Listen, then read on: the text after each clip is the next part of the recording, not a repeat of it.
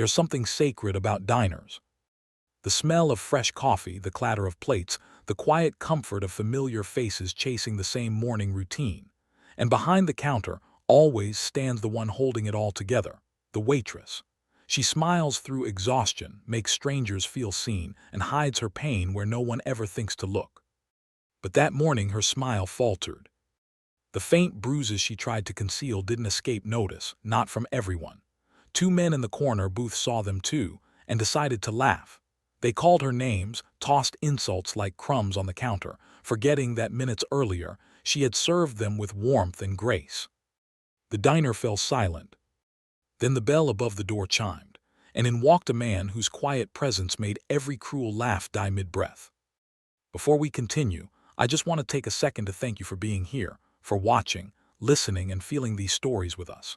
They're not just about Jasonstatham or what he does when he walks in. They're about kindness, dignity, and the quiet strength that still exists in a noisy world. So if you believe in stories that remind us to stand up for what's right, in the moments when no one else will, make sure to subscribe and stay with us. You won't want to miss what happens next. The morning rush at Marlene's diner had always followed the same rhythm: coffee pot steaming, cutlery clinking, and the bell above the door chiming to its own tired beat. To most people, it was just another small-town diner, a place to grab breakfast, make small talk, and leave their problems outside for a while. But for Claire, it was everything. She'd been working there for nearly 5 years, through summer heat waves and winter storms, through heartbreak and bills she could barely pay. She wore the same faded blue apron, tied tight at the waist, and her smile had become part of the decor. Customers came and went, but Claire stayed. She de-learned how to read people: the lonely truckers who wanted company more than food, the office workers who came for routine, and the ones who treated her like she was invisible. She smiled through all of it. It was easier that way. But that morning, something felt off. The mirror behind the counter showed faint yellow bruises under her makeup, marks from a life she didn't talk about. A life waiting in a small apartment 2 blocks away, where shouting echoed louder than laughter. Her coworker, Sandy, noticed once, months ago, but Claire brushed it off. Just a fall, she'd said with a shrug, but her eyes told a different story.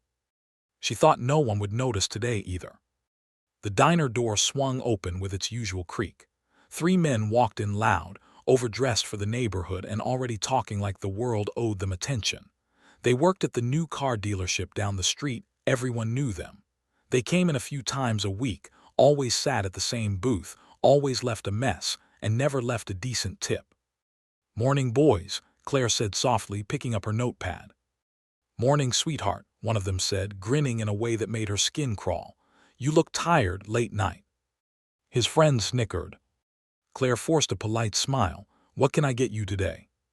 "Coffee black, and maybe a smile that looks real this time," another said, leaning back in his seat. The laughter that followed was casual, like cruelty had become part of their routine. From the corner booth, a man in a gray jacket stirred his coffee without looking up. He'd been there for nearly an hour, quiet, unreadable. There was something about his stillness that didn't fit the usual flow of the diner. While everyone else moved fast, eating, talking, rushing, he seemed to observe every movement, every sound.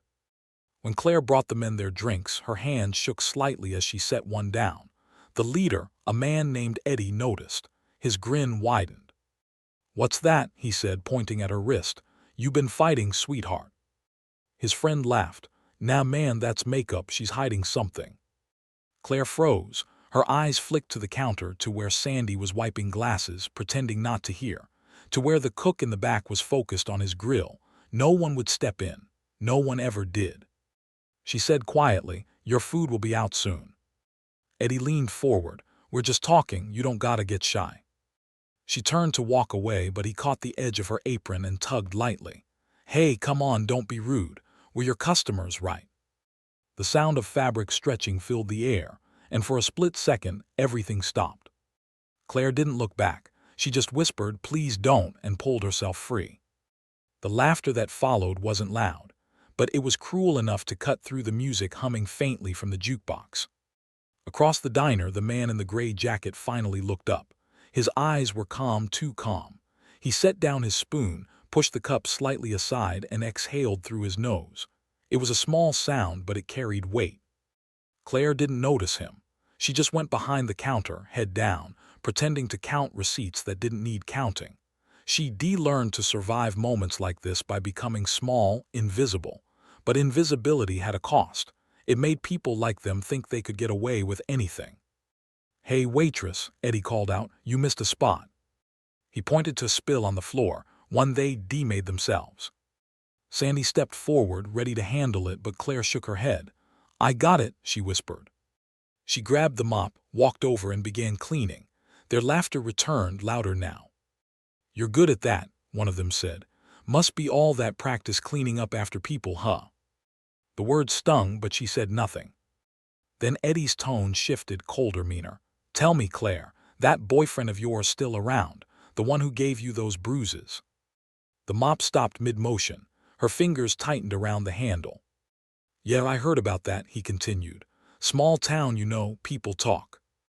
The diner went quiet again. You could hear the clock ticking on the wall. And then a low voice broke the silence. "Why don't you stop talking?" Everyone turned.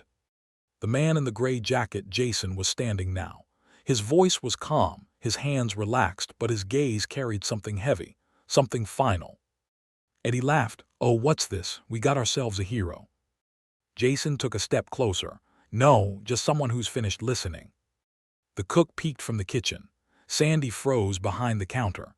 The other customers, the ones who always looked away, suddenly couldn't stop watching.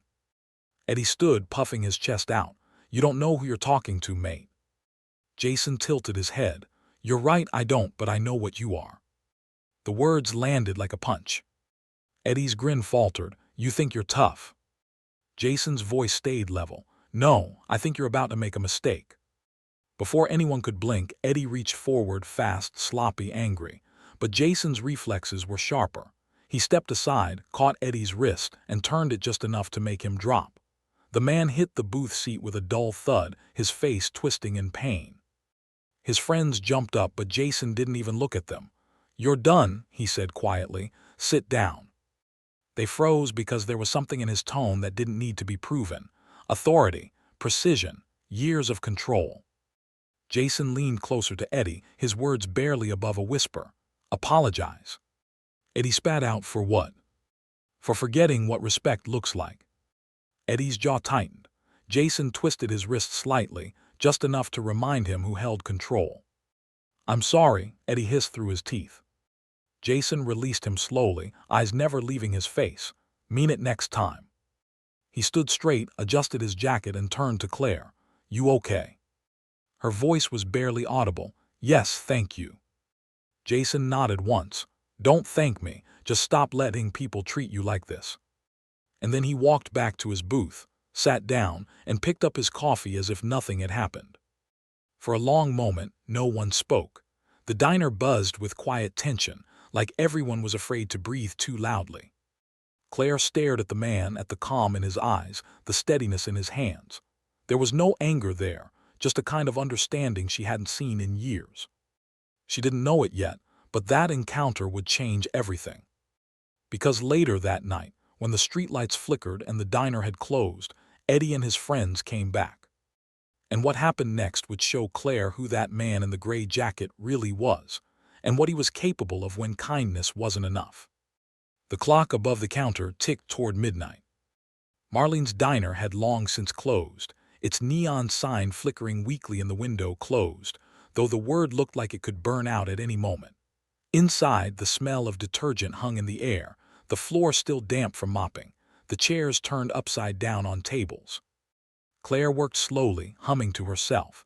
It wasn't the tune of joy, just something to fill the silence. Her body ached, her hands sore, but what weighed her down most wasn't exhaustion, it was fear. Ever since that morning, since Jasonstatham had stopped those men with nothing but his presence, she hadn't felt at ease. Part of her was grateful. Another part was terrified. She knew men like Eddie, humiliation burned in their egos like gasoline. When people like that got embarrassed, they came back angry. Sandy had begged her not to stay late. "You shouldn't be here alone," she'd said as she locked her purse. "Go home early for once." But Claire just smiled. "I'll be fine." She said it out of habit. the same way people say they're fine when they're not, the same lie that holds the world together. She was wiping the counter when she heard it, a sound that didn't belong. A sharp knock at the glass door. Her head jerked up. Outside, under the flickering streetlight, stood Eddie and his two friends. Her stomach dropped. They weren't smiling now. She froze, cloth still in her hand. Eddie tapped on the glass again, harder this time. "Hey, sweetheart," he called out, his voice muffled but mocking. "Forgot to tip earlier." Claire shook her head, mouthing go away, but he only laughed. One of his friends, a heavyset guy with a tattoo creeping up his neck, banged the door handle. "Come on, open up. We just want to talk." She stepped back, heart pounding. The diner felt suddenly small, too quiet, too vulnerable. She looked toward the back, no one. Sandy was gone, the cook had left. The street outside was empty. Then from the darkness, headlights appeared, cutting through the glass like a promise. A black SUV slowed to a stop across the street. Claire didn't recognize the vehicle, but something about it made her chest tighten. It idled there, quiet, observing. Eddie's friends turned to look. "What's that?" Before he could answer, the driver's door opened. Out stepped Jasonstatham. No jacket this time. Just a dark shirt, sleeves rolled up, the kind of calm that carries its own gravity. He didn't move fast, didn't raise his voice, but the air changed when he stepped onto the curb. Eddie laughed nervously. "Oh, come on, you again."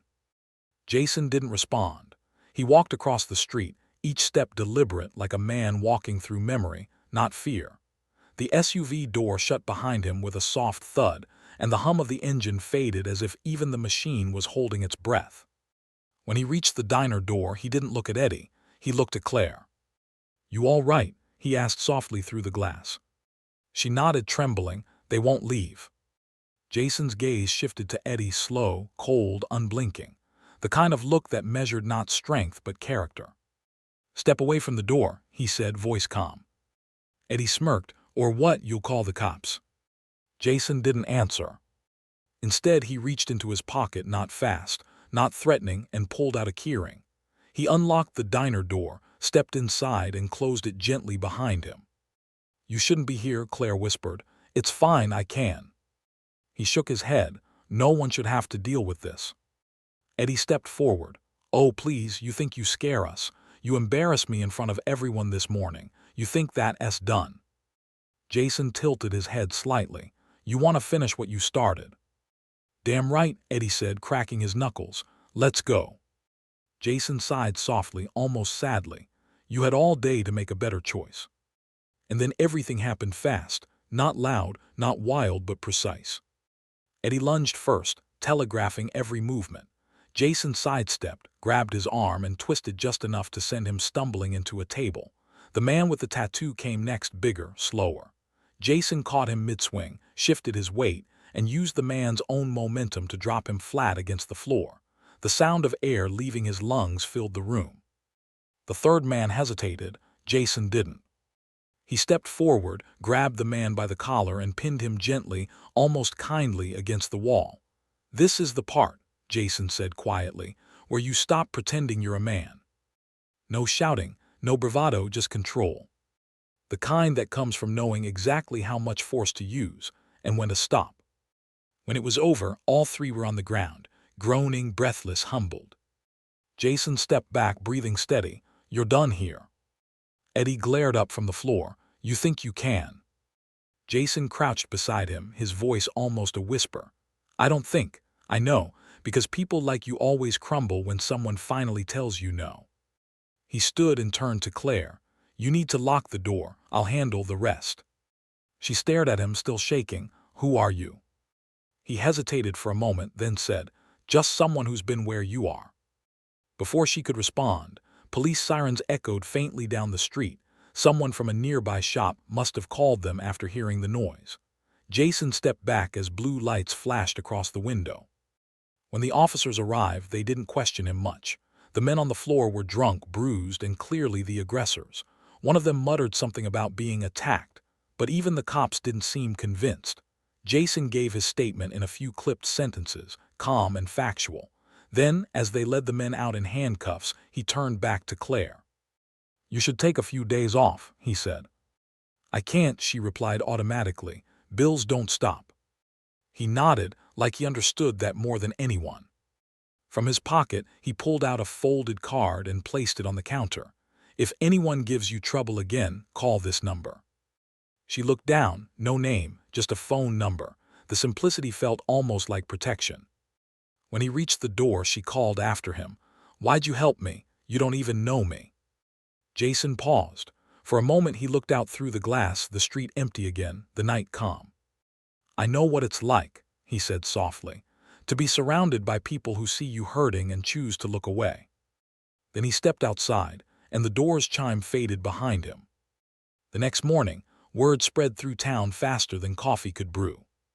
Everyone was talking about what had happened, about how those 3 men from the dealership were arrested, about how someone said Jasonstatham had been there, though no one could quite believe it.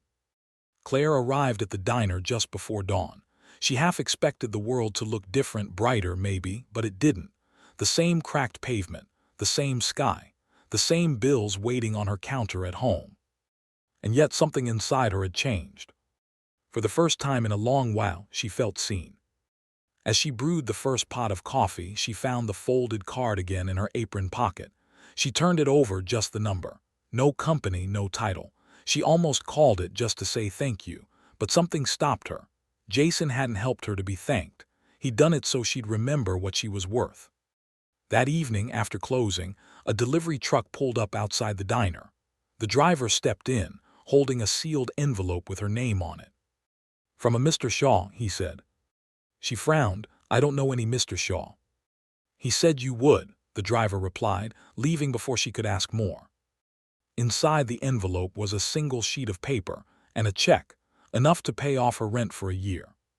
There was no note, no explanation, just a single line typed at the bottom. "The world needs people like you to keep smiling, J.S."